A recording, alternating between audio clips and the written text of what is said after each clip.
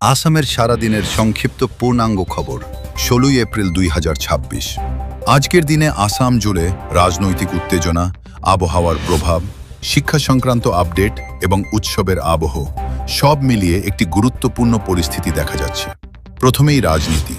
সদ্য অনুষ্ঠিত বিধানসভা নির্বাচনের পর গোটা রাজ্যে এখন ফলাফলকে ঘিরে জোর চর্চা চলছে।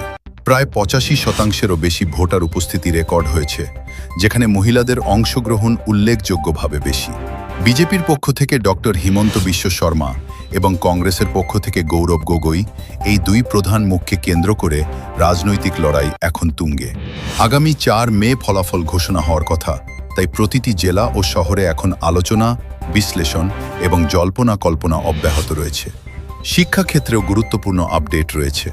আসাম হায়ার সেকেন্ডারি এইচএস বা দ্বাদশ শ্রেণীর ফলাফল এপ্রিলের শেষ সপ্তাহে প্রকাশিত হতে পারে।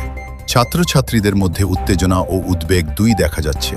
এর আগে এইচএসএলসি দশম শ্রেণী পরীক্ষার ফলাফল ইতিমধ্যেই প্রকাশিত হয়েছে, যেখানে পাশের হার প্রায় ৬৫.৬২%।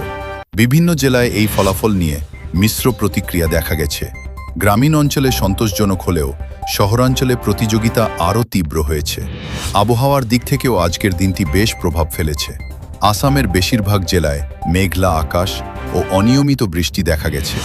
বিশেষ করে ডিব্রুগড়, তিনসুকিয়া এবং শিবসাগরে বৃষ্টির পরিমাণ বেশি ছিল। গুয়াহাটি ও নগাঁও অঞ্চলে আংশিক মেঘলা আবহাওয়া বিরাজ করেছে। তাপমাত্রা মোটামুটি ১৪ থেকে ২০ ডিগ্রি সেলসিয়াসের মধ্যে ছিল, যা স্বাভাবিকের তুলনায় কিছুটা কম। এই আবহাওয়ার প্রভাব পড়েছে রঙালী বা বোহাগ বিহু উৎসবেও।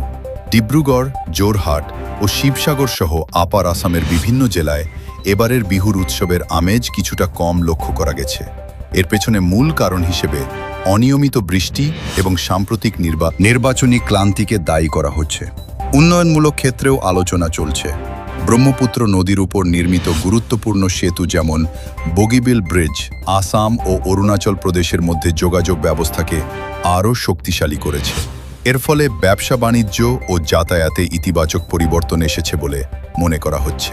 এদিকে মুখ্যমন্ত্রী হিমন্ত বিশ্ব শর্মা আজ ওড়িশার একটি মন্দিরে পূজা অর্চনা করেছেন।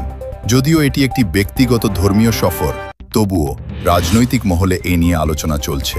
সব মিলিয়ে আজকের আসামের পরিস্থিতি বিশ্লেষণ করলে দেখা যায়, নির্বাচন পরবর্তী রাজনৈতিক উত্তেজনা, শিক্ষাক্ষেত্রের গুরুত্বপূর্ণ আপডেট, আবহাওয়ার প্রভাব এবং উৎসবের পরিবেশ সবকিছু মিলিয়ে রাজ্যের প্রতিটি জেলা ও শহরে এক ধরনের সক্রিয় ও পরিবর্তনশীল পরিবেশ বিরাজ করছে।